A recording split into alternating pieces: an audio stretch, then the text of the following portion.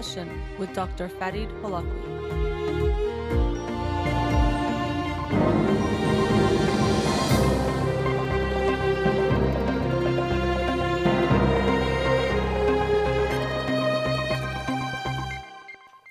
Good evening and welcome to In Session.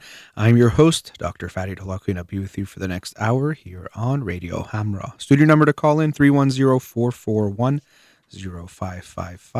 I'm a licensed clinical psychologist, so you can call in with any questions related to clinical psychology, including any emotional or psychological issues, parenting issues, and relationship issues as well. You can also follow me on Twitter or Instagram or like my page on Facebook to get updates on the show or suggest topics or books for the program.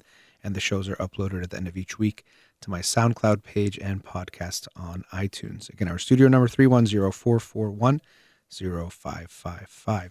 Before I get into the book of the week from this past week, the book for this week is from one of my favorite people, Erich Fromm, To Have or To Be. And I've actually not read this book, and it was sent by someone. So I thank you. The only name I had was Bellissima. I don't know what the name is, but thank you so much. That's the book To Have or To Be by Erich Fromm. His book, The Art of Loving, might be my favorite book. So I'm very excited to read this and share it with you next week on Monday's show. The book for this past week that I'll talk about tonight is Possessed, Why We Want More Than We Need by Bruce Hood. Possessed, Why We Want More Than We Need. And on the cover, there is a shopping bag. And this was a very interesting book. I highly recommend this one. It came out this year, actually, and is very much related to what we see happening, of course, not just brand new things, but how obsessed and focused we are on owning things, having things, buying the newest thing, and how we think it's going to make us happy. If we do that, we think we're going to feel good, but we might feel good for a brief moment, and then that feeling goes away. Something he talks a lot about in the book, especially near the end. But in the beginning of the book, especially, just talks about what ownership is. And we might think it's just black and white, but it actually isn't. That's why there's so much law and lawyers and legal disputes that can come up related to ownership. And he shares some interesting stories, like a man who, I think it was through buying a storage unit, ends up with a barbecue, and when he opens the barbecue, he sees that there is a human foot in there, and it turns out the human foot belonged to someone who was still alive.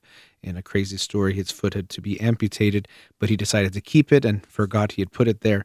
Long story short, now this man has the foot, but the man whose foot it belongs to, even I said belongs to, maybe that's already showing a bias, he wanted it back, but then there was a legal dispute of who owns the foot, even though it's part of his physical body. But if this man now owned it, and possession is such a big part of law, and the title of the book is Possessed, what does that mean? Who owns the foot? And so he shares some interesting stories like this, or of people who had to move from their homes, and sometimes you'll hear about stories where developers are coming in and they are buying homes or buying all the homes in an area to tear them down to build something, and how we have certain attachments to things. And it was interesting to see the ways he explained this, and how ownership can reflect so many different things. It can feel so personal, because when we own things, in a way, we feel like they are extensions of ourselves. Part of why we do like to buy things or own things, we feel like they can represent us in certain ways or feel a connection to them. And then also we can feel an emotional connection to things that is usually really not based on anything rational or logical. I think I was trying to say rational and logical together, but is based on more than that, something we feel about the object. And so it was interesting as he shared various stories and insights on how we feel about things, how we determine ownership, why it matters to us so much. And I thought that was quite interesting, and how we might think of ownership as something that's universal, that all humans are going to see it the same way, but it's not the case. He shares stories of a hunter-gatherer tribe who they do something that we can call demand sharing, meaning that if I have shoes and I take them off at the door and I go into my home, and now you are leaving, you can just put on those shoes. It's not that you're putting on my shoes. It's that if they're not being used by me and I'm putting them aside, then because I'm not using them, you can use them. And there's nothing weird about it or odd. For most of us, that would feel strange. If you take off your shoes, you assume they are still somehow your shoes. Those are my shoes. You can't put on my shoes. Those are mine, not yours. But we see that although we might think this is so innate and has to be this way 100%, it's not the case. There can be a feeling that if you're not using it, why not someone else use it? And what's interesting for me is sometimes we'll think of hunter-gatherer tribes as uncivilized. Even sometimes when you say, "Oh, I was, hiking or I went for camping, and now I'm back in civilization," what we mean is the things that we think of as the modern world of buildings and electricity and the ways we do things. We think that it's more civilized, and so we might think this demand sharing way of looking at property, that if I'm not using my shoes or my shirt, you're free to wear it and there's no issues. We might think that's more uncivilized or even barbaric because we're so advanced that we see things that we view ownership in a certain way, and it's barbaric or uncivilized not to notice that.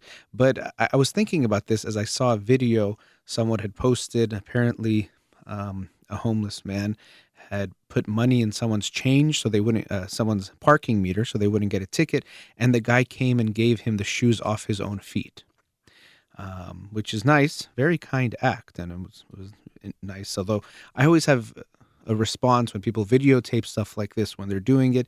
They're positive things, they're good things, but anyway, it's complicated. Nonetheless, watching this video, it was very nice, the gesture, but then you think about it.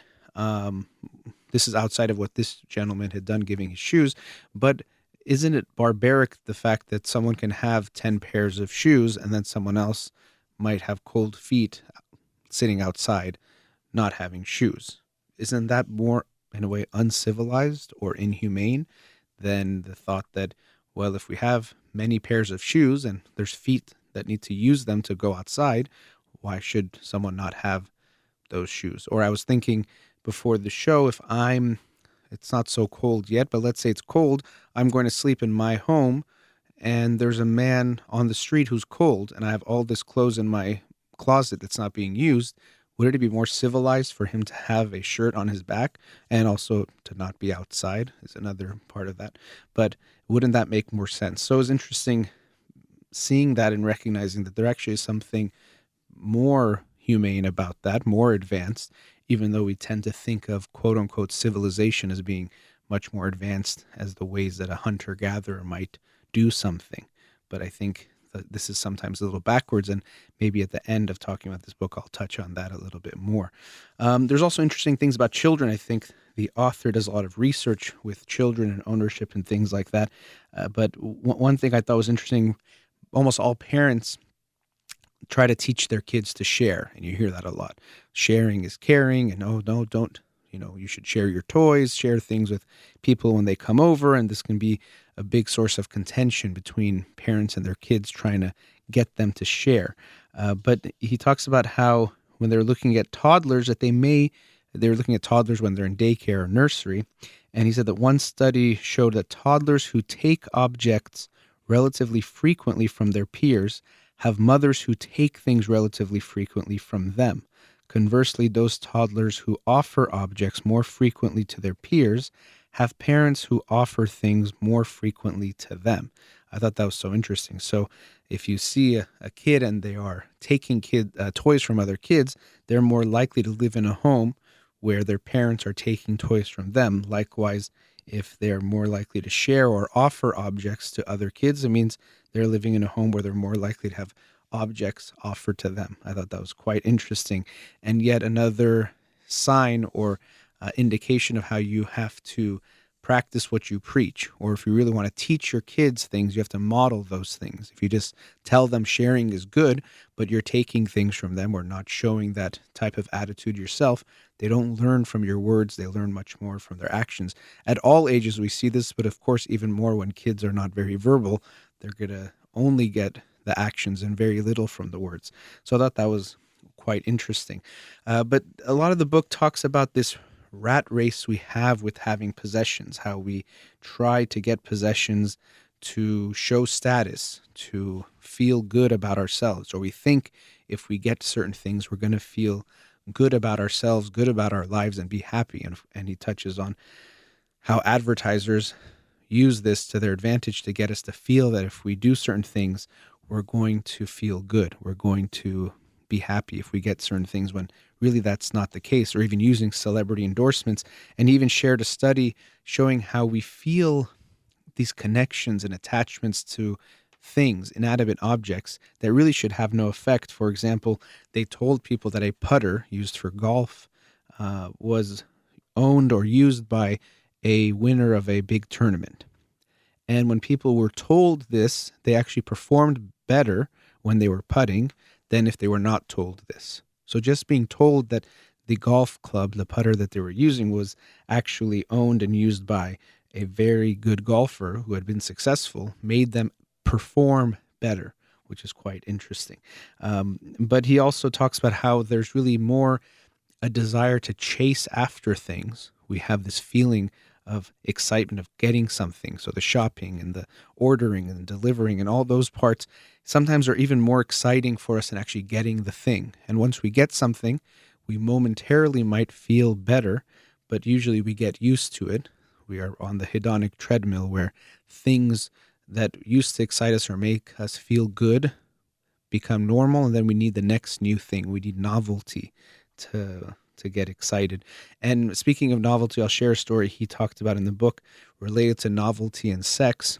There's something called the Coolidge effect, which is that, especially for males, but it could be for females as well, they will get more excited. They'll have a spark in their sexual desire when presented with a new female. And we can understand this in an evolutionary perspective, that this could be another chance to procreate when there's a new female. If there's one that they have as a partner, they don't have that same excitement because they have already, in a way, tried to procreate with that individual. And so the name comes from a story. It's not for sure true, but President Coolidge and his wife went to visit a farm. And when his wife was going on the tour, he saw that the rooster was having sex with the hen, and said, how often does he do that? And I think they said, I don't know, a dozen times a day. And apparently she joked, make sure the president hears that when he goes on his tour. And so when the president then was there, they let him know, your wife wanted us to tell you that this rooster has sex maybe 10, 12 times a day. And then he said, is it always with the same hen? And they said, no. And he said, make sure the first lady hears about that. So not sure if that story is true, but that's where that term comes from, the Coolidge effect.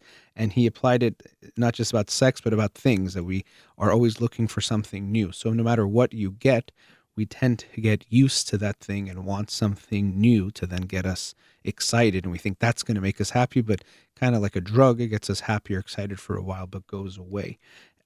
He does talk also about the research showing that rather than spending our money on things, we'd be much better off spending our money on experiences to make us happier, to get more out of our money. So have experiences gives us more than just buying things. We get used to the things, but with the experiences, we have the memories, we reflect on them. And when we reflect on them, we actually tend to remember them even better than what we actually experienced. And so they did some research with families going to Disneyland. And of course, while they were there, a lot of times there was so much stress and waiting in lines and waiting in the heat that they were not so thrilled while they were there as much. But when they reflected on it months later, years later, they see it much more positively. And even for me, just this past April, I went to Barcelona and went to a soccer game, and really it was one of the best nights of my life. I felt it even that night. It was so fun, the excitement, and anytime I still think about it, I get a big smile on my face remembering the whole experience of it. So I do feel that myself, that from experiences we get a lot more than things. So that recommendation was made. But he does make this argument in the book that I wanted to make sure I concluded on today, which is about how we think having things is going to make us happy, or being focused on having things is going to make us happy, or even, as I was talking about in a different way before, but more advanced, to want things, to have things. And he talks about some research that was done, a meta-analysis. So a meta-analysis is when Researchers will look at a whole series of studies or try to find every study they can on a topic and combine all the data together to see if something, some relationship, some variable, if it acts in a certain way. So rather than looking just one study where there can be biases, and of course it's a smaller scale, but then combining them, they combine a whole host of studies together. So he talks about a study that was done from the University of Essex looking at over 250 independent studies. And what they concluded was a clear, consistent negative association between a broad array of types of personal well-being and people's belief in and prioritization of materialistic pursuits in life. So there's a negative relationship between our overall well-being, different ways of measuring that, and our belief in and prioritization of materialistic pursuits in life. When we focus on materialism, on having things, of owning things, of having money, having a nice car, house, all those things we think will make us happy, even that belief and focus makes us overall unhappy. And I think that's what's so sad about when people focus so much on having things and thinking having money, making money is going to make them happy, is either you don't make it, you don't get the nice things, you don't make the money, and then you feel like a failure and you feel bad. So that way is negative. Then the other side, which is, if you want to call it better or worse, but different and bad, you get those things, but then you realize they don't make you happy. And now you think, well, if I have everything I'm supposed to have to make me happy and I'm unhappy, something's wrong with me, or life is just miserable and bad anyway. And so you feel bad. You lose in that way as well. And he talks about research which has been done numerous times showing that up until a certain point, money can make you less unhappy, because when you don't have money, you'll feel stressed if you really don't have enough money and you're constantly struggling to pay bills and just to survive. But up until a certain point after that, it doesn't make a difference. And he talks about the book concludes with some of his thoughts, which I really enjoyed actually, and I agreed with a lot, that as technology advances and people sometimes think, well, we're going to be losing a lot of jobs because AI and technology, robots will get to do some of those jobs. What are we going to do? And I think fortunately what this hopefully will open up is more room for people to connect with one another, because we might create some very human-like and good robots in the future, but still there will never be a replacement in my eyes. I talked about this a few weeks ago too, of human contact and connection. And we've become accustomed to this idea that there's a 40-hour, 50-hour work week where everyone needs to be working and working in a particular way. But this is just something we've created. And maybe people can work differently and work less, but spend more time with one another, spend more time with family. That's something that we can never have enough of if we spend that the right way. And he concludes the book talking about this hopefully message that you get from the book, that don't strive towards having things and getting things and trying to make money, but try to spend time with loved ones and recognize that your desire for things and having and owning is never going to make you feel happy, but spending that time with loved ones in good ways will. And so I really agreed with that message and agreed with most of what he talked about in this book, and I really enjoyed it. Again, that was Possessed: Why We Want More Than We Need by Bruce Hood. Going into our first commercial break, we'll be right back.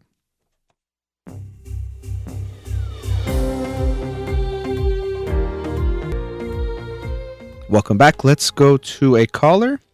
Radio Hamra, you're on the air. Hi, I'm calling because I needed some advice. Okay. Can you talk a little bit louder, please? We're having Sure. Okay. I've been having this problem for 2 years, and I kind of needed to find a way to help get rid of it. Okay. Sorry, you were having what for 2 years? I've been having this problem for 2 years. All right. And how old are you? Oh, I'm 16. Okay. All right. Go ahead. Okay. So just another way of putting this, I get really annoyed and frustrated by other people whispering and just any mouth noises in general, whether it's eating or drinking or just any other soft mouth noises. Okay. And you said it's only been for 2 years? Yes, it's been going on for 2 years. I think this would be the third year. Okay. And how often is this upsetting you or affecting you?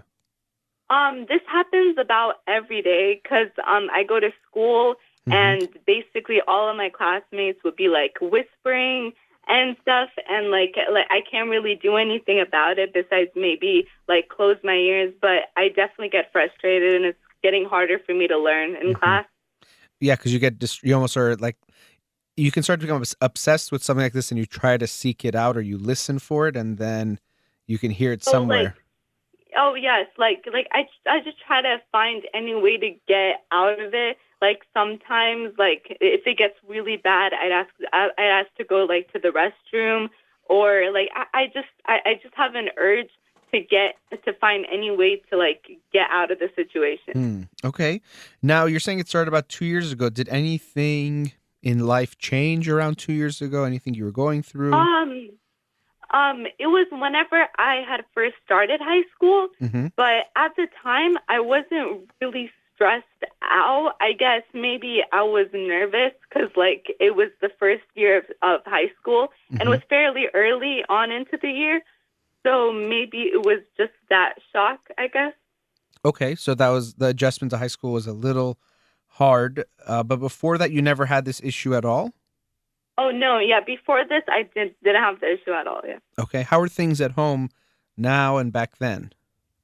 Um, Okay, well, I'll just say this. Yeah, I'm more sensitive to like females like whispering and things more than like males whispering.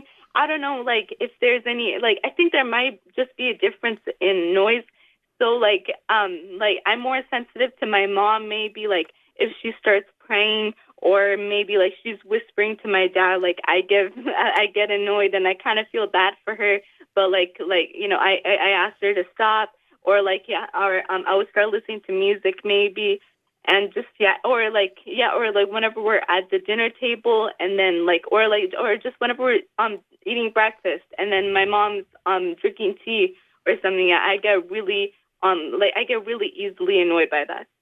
Okay, but so it does make you notice it's more for females than males, but and your mom could annoy you more than others. How are things between you and your mom? Oh, yeah, yeah. Oh, we really have a good relationship. Yeah, like we're not like constantly like fighting a lot. No, like Hmm. yeah, like we have a good relationship. It's just that this sometimes yeah. Well, I'm not saying you guys are necessarily constantly fighting, but I'm wondering if you guys can get into it or if she is sometimes too much involved in things in your life or something like that.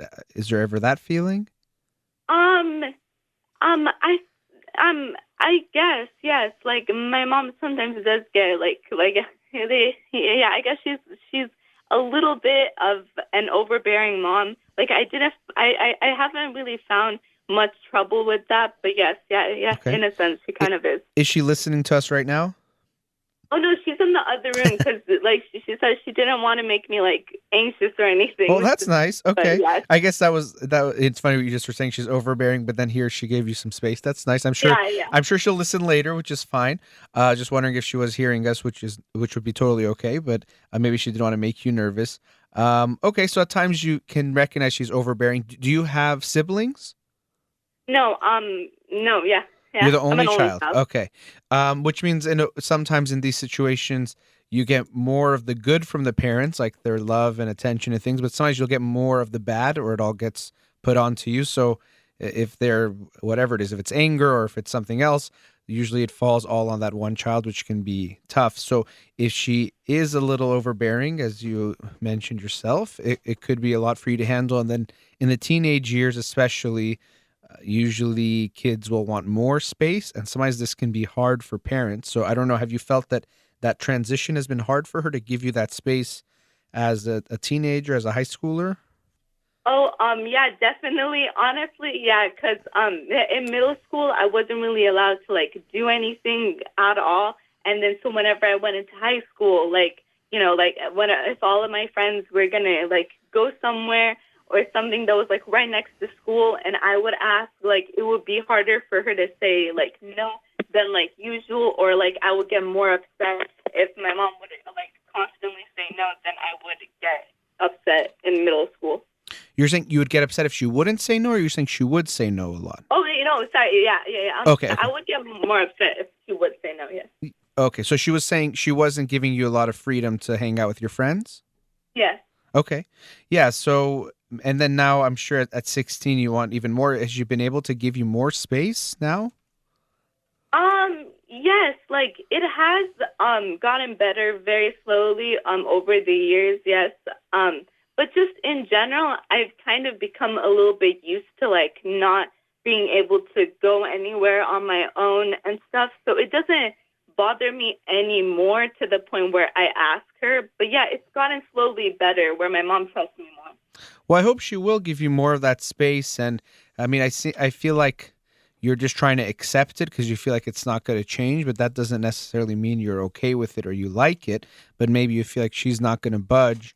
And if she's not going to budge, then let me just hold on to that. Because my concern isn't what you're talking about. Sometimes this feeling of being sensitive to noises and sounds, it can be related to anxiety, but also to anger. And then especially because you're saying it's more females than males, it could be some anger you have towards her that you don't get to express, that you feel like you have to hold in, but then it gets triggered in these ways by these like sounds and things that are going on, whispers and things. And that might be what we're looking at. That's why I wanted you to think about her and your relationship with her, because there could be something there. Oh yes, yeah. Yeah, I understand. Yeah. I think that could be an option. Honestly. Okay. Yeah. So do you feel like you might have some anger, even though, and now I'm talking to you, and I know you're here on the radio talking, or you're calling on the radio, so people tend to be a little bit nervous anyway, but I feel that you are an anxious person. Like there's a nervousness. Honestly, yeah. I'm just generally a pretty anxious person. Okay. Yeah. Which is fine. Yeah. That seems to be the case. And so I think this is triggering some more things, and anger and anxiety actually can go together as well. But, and even like, I know your mom had called in saying you wanted to talk, which is nice. And I don't know if you had asked her, did you ask her to call? Oh, yes. Okay, good. Yeah. Okay, good. Yeah, because the feeling of, her calling, I'm glad she gave you that space. And I know she did call, and so maybe you don't want to say some negative things about her. But do you think there is some anger that you could talk to her about? Honestly, it's not really anger, but like at times, like I'm not sure why, but yeah. Sometimes like I get a little bit annoyed at her for no reason, if this makes sense.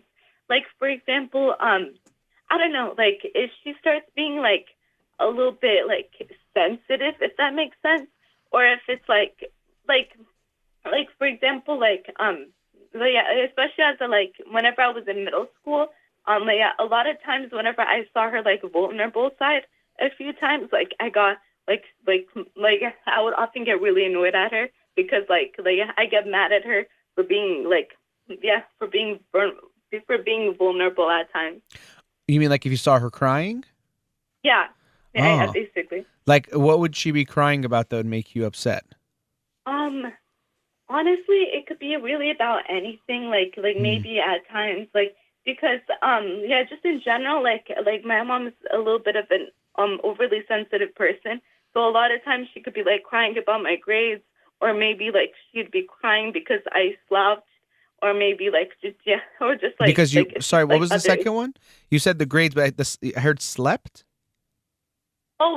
Yes, like it could be like my grades, and then sometimes I slouch a little bit. Oh, you like back in slouch. middle- Oh, uh-huh. Yeah. And then she'll get mad at you. Yeah, and then often if she got often if she got really mad, especially in middle school, she's gotten a lot better. But especially in middle school, she'd be a little bit more vulnerable and cry often. Wow. Yeah. Well, and that of course she cares about you, but then when she expresses it in such an intense way, and sometimes about what might seem like a smaller thing, it can put a lot of pressure on you. And I could see how you didn't want her to cry about those things, because then it would make you feel bad, like you're guilty of making her sad or making her feel a certain way. And that puts a lot of pressure on you to just not do anything that might upset her. So I think you've learned to put away some of your feelings or some things just to make her okay, but then that those feelings don't go away, and it's coming out as, I think, this anger and resentment that you have towards her. Honestly, yeah, it might be because because like the times I've been most like angry at her were whenever were whenever in those times. Yeah. So whenever I saw her crying about something like small. Yeah, when she would start crying about something small? Hmm. Yeah, I could see that. That's tough. And so she's an anxious person too, it sounds like. And usually anxiety is definitely something that is genetic partially, but also we get affected by our environment. And so you had an anxious mom who also was acting in anxious ways. So I'm sure it contributed to you feeling anxious. But I think this is what we're seeing is this expression of the sensitivity is a way of expressing this anger that you have, which when I say that, I don't mean this means you and your mom have necessarily a really bad relationship or something horrible Yeah. is going on, but we always have some feelings that usually we don't express to one another, and usually we think, well, it's okay or we shouldn't. And also in your case, I think you probably feel like she can't handle it, so you learn to hold it in, but it's not going anywhere. And so that's maybe partially why you're finding yourself where you are now with this specific sensitivity. Now we're at a commercial break, but I don't want us to wrap up yet. So I'm going to put you on hold and we'll talk after the break, okay? Okay, sure. All right.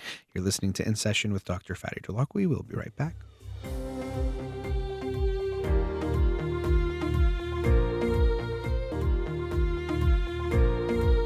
Welcome back. Before the break, we're with a caller. Let's go back to her now. Caller, are you still there?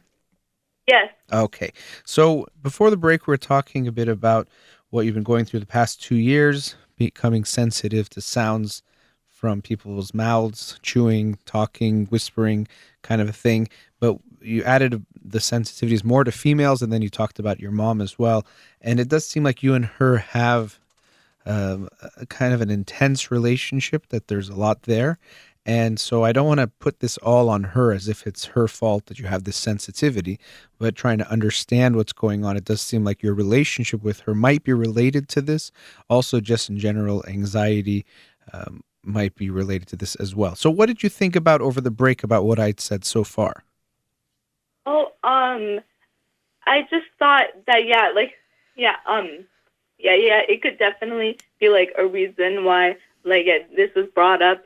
Cause at times, cause my ears have been like pretty sharp, and I think maybe if my mom or my dad were whispering about maybe even grades or something, or it could have just been easily in my family, us whispering. Them whispering about my grades or something, I could easily get bothered by that, because I could still hear them, or maybe it was just I was just scared about my parents being bothered to the point.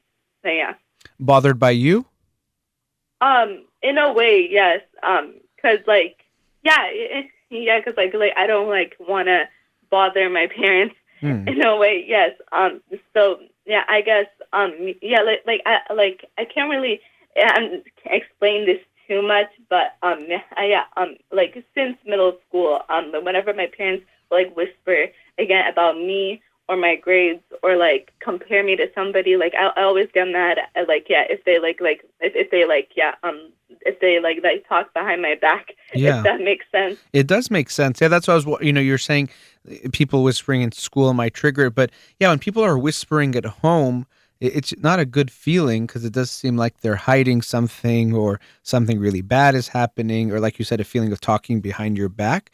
So I could see how you don't like that feeling, that if they're talking, especially if it seems like it could be about your grades or something like that. And now, even if people in school, obviously they're probably not whispering about you, but it seems like it triggers that feeling, and that's why it might make you so uncomfortable. But was that something that was happening a lot, that your mom and dad would be whispering about stuff, and even while you were in the other room or in the home, and then you would hear them?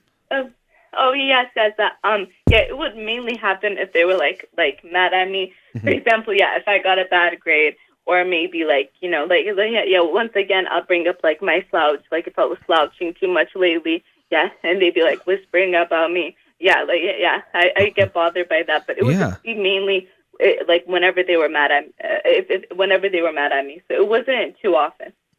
Well, yeah, I understand it's not that too often. I hope it was not often at all, but this making things such a big deal, like you're slouching and they have to have a really big secret conversation about it, is a little concerning to me. Like I was saying before, I think they might not recognize how much pressure they're putting on you. Or if you get a bad grade on a test or even in a whole class for the whole year, to make it this thing where you have to whisper and figure out what to do and what's going on is not going to give you a good feeling, because there's lots of things. The whispering is hiding. It's secretive. It means something really bad is going on. You know, we have to whisper about it, like hurt your grades, like it's some tragedy, when really it's not that big of a deal. And I think they're putting much more pressure on you than they realize, and you're feeling that. And I think it makes sense that you don't like that. And I hope you would talk to them about that and that feeling. But I'm concerned about just the feeling in the house is one of too much pressure. And even in talking to you, I almost feel like you're pressured, like you have pressure on you. I see. Honestly, yeah, that was really how it was, like in middle school and like early high school. But right now, I think I don't have as much pressure on me as before. Once again, like my parents have become a little bit less overbearing and like have been trusting me a little bit more. So I've been feeling like less stressed out. But I still have like some anxiety there. But just I like just in general, like I don't know where this really came from, but I really have sometimes anxiety over like the smallest things, or I feel anxious like throughout the day, I guess.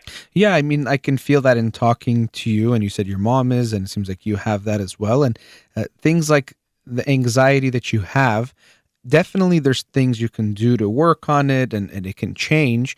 But I don't want you to blame yourself for it, because, you say you worry about something that's not a big deal. I don't want you to worry. But I also know that a lot of times these types of worries can be very automatic. So it's like if you walk into a room and you feel a little bit cold, it's not like you're choosing to feel cold. It's just how you react. You're just more sensitive to the temperature. And so you might just be more prone to worry about things. And so something relatively minor might for you in that moment feel very big, or you might worry about it. And so it's worth thinking about trying things like physical exercise can help, meditation can help, but also therapy can be helpful too, to talk about things and help deal with things. And you're probably never going to be someone who has no anxiety. Well, no one has no anxiety, but very, very low anxiety. But it can become more manageable. It can become less. And that's what I would want for you, so it's not affecting you so much and putting you through so much pain. I see. Okay. Yeah, I understand. So, what type of physical exercises do you recommend? Well, I mean, just exercise in general can be, I mean, there's nothing negative about it. It's good for your physical health, but also for our mental health, for everything just overall, but even just depression and anxiety can be helpful. So it's just something to think about, even just some kind of cardio, whatever you like, but getting active can be good for that. But then meditation, people can find, can be calming as well. So those are some things personally, and like I said, therapy, but I think it'll be very important to have some conversations with your parents, because the feeling I got just from the few things you described is just a lot of pressure and stress, and that whispering, it's not a good feeling. And I guess it's less now, which is good, but it's still something that you might want to talk to them about, that feeling is there, that they were, because I just, the whole, just the feeling I get thinking about someone whispering about you and some issue, it makes it so big and major and almost like shameful. And I don't think that was a good feeling for them to give you. And I feel like you're carrying a lot more stress and pressure than you need to be, but you've gotten used to it. Kind of like you talked about something in the last segment, we were talking, they were kind of just getting used to it now. But I don't want you to get used to pressure and pain, because you might not realize it's there, but it'll be affecting you, and it doesn't have to be there, at least not as strong. I see. Yeah, I understand. Because the stress and I think the anxiety has gotten a little bit less over the years, but my condition and my annoyance of noises just keeps on getting worse and worse and worse throughout the years. Yeah, and those things, sometimes people have it, and it doesn't necessarily go away completely. It can. For me, I would really want you and both of your parents, but especially with your mom, to have some conversations. I always try to encourage people because I think most relationships have some conversations that haven't been had that would actually make things a lot better for both people in the relationship. So I think it's worth you and her talking, and for you even thinking about some of the things you went through. I get the sense your mom, she cares a lot, but sometimes shows that care too much in a way that puts it onto you, that anxiety. So you get a bad grade and she might worry, which, a parent's going to notice that, but she worries so much and then dumps that anxiety onto you. And then now you have to carry it. And that's not good, and it's not going to work. So I hope you and her can talk, and she is listening, I'm sure, or will listen later. So I hope you and her will sit and talk about what's happened in the past, the relationship, the pressure she's put on you. And my focus isn't to blame her, blame your dad, or blame you. Blame doesn't really get us very far, but it's important to try to understand what's happened, to see what's happened, to try to work some of that out, and try to also create a different future going forward. I'm glad you're saying overall you think your anxiety has gotten less in the recent years, although this specific feeling about being sensitive to sounds and noises, whispering, things like that has gotten worse over the past 2 years. But I'd like for your relationship with her hopefully to get better and become less a way of pressure. And even this slouching thing you've brought up a few times, it just sounds like, in one hand, I'm imagining you with all this pressure on you, slouching. Not that I'm saying you have to walk that way, but it could be, in a way related to that in a metaphorical type of a way. But then being told constantly, stand this way, stand this way. It's this very judgmental, negative thing that it seems like might be part of how your mom is trying to help you, but I think instead is hurting you. I tell parents sometimes that by putting pressure on your kids, rather than pushing them forward, you're crushing them and pushing them down. And my concern is that there's too much pressure on your shoulders, which even if you physically don't slouch, emotionally will make you slouch. I understand. Yeah, I understand. Yeah, I'll definitely talk to my parents about this, to see what kind of if any changes we can make, or we can discuss this. Yeah, and I'll definitely take into mind everything you said today. Well, I hope you will, and I really enjoyed talking to you, and I hope you will talk to them. And I'm glad the anxiety has gotten less. This issue, people do deal with it. You can even, I'm sure you've looked it up online. There's lots of resources. Even for some people, it doesn't fully go away. It can become better. Usually what happens is if you're feeling anxious or stressed, it's going to be worse. If you're feeling more calm, you won't feel it as much or think about it as much. So you might notice that as well. But one thing is, try not to blame yourself for these things you feel. I felt it in some of what you said, and most people do that. They blame themselves. Why do I worry about this? Why am I sensitive to these things? I can understand it's distressing and not pleasant to feel those things, but I don't want you to blame yourself for something that is virtually out of your control in that moment. So it's not like you choose to be annoyed by something or choose to be sensitive, but it's just happening to you. And I hope your parents won't also give you that feeling too, that it's your fault or to blame you for it, but to recognize it's a challenge that you're dealing with. I see. Yeah.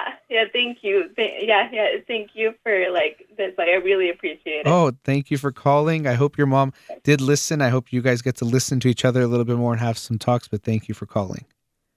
Okay. All right. Goodbye. Take care. Bye. Well, it was very nice talking with that young lady. I wish her the best and hope they do have some conversations. And I mentioned to her something that I think is so important for people to keep in mind. And I talked about this a few weeks ago when I was talking about Franz Kafka's book, which is really a letter to the father that he wrote that really never was delivered to him. But this reminder that in virtually every relationship, there's a lot of conversations that we're avoiding. Maybe sometimes we're not even aware we're avoiding them, but things that we need to talk about, we need to address, but we tend to avoid them because they're uncomfortable conversations. They make us anxious. We're worried about the response of the other person. We're worried it's going to make things worse. A whole bunch of reasons why we avoid the uncomfortable. We avoid something that we don't know the result. We avoid something that's going to bring up feelings. And so we choose to just pretend like it's not there. But the relationships suffer. The relationships don't get to grow at the very least, but even suffer because of those unhad conversations. And they tend to make us drift further apart. And so in order to maintain a close relationship with anyone, we have to be willing to face and have uncomfortable conversations. In all relationships, but especially when it comes to romantic relationships, really you can't keep it healthy and happy and strong without having some uncomfortable conversations where you talk about things you might not be happy about in the relationship, feelings you're having, feelings of being hurt by your partner, even if they're minor, different things of that sort, and bigger things, just being unhappy in the relationship, unhappy about the communication, whatever it might be. But there's always these things that unfortunately we avoid, but that hurt the relationship because we avoid them. And we have to take that courage and take that step to initiate those conversations in order to keep our relationships going. And again, I hope they'll have some of those conversations. And if you're listening, I hope you'll think about people in your life and try to initiate some of those difficult but meaningful conversations as well. All right, we've reached the end of tonight's show. Thank you to our caller there and to Amir here in the studio. You've been listening to In Session with Dr. Farid Holakouee. Have a wonderful night.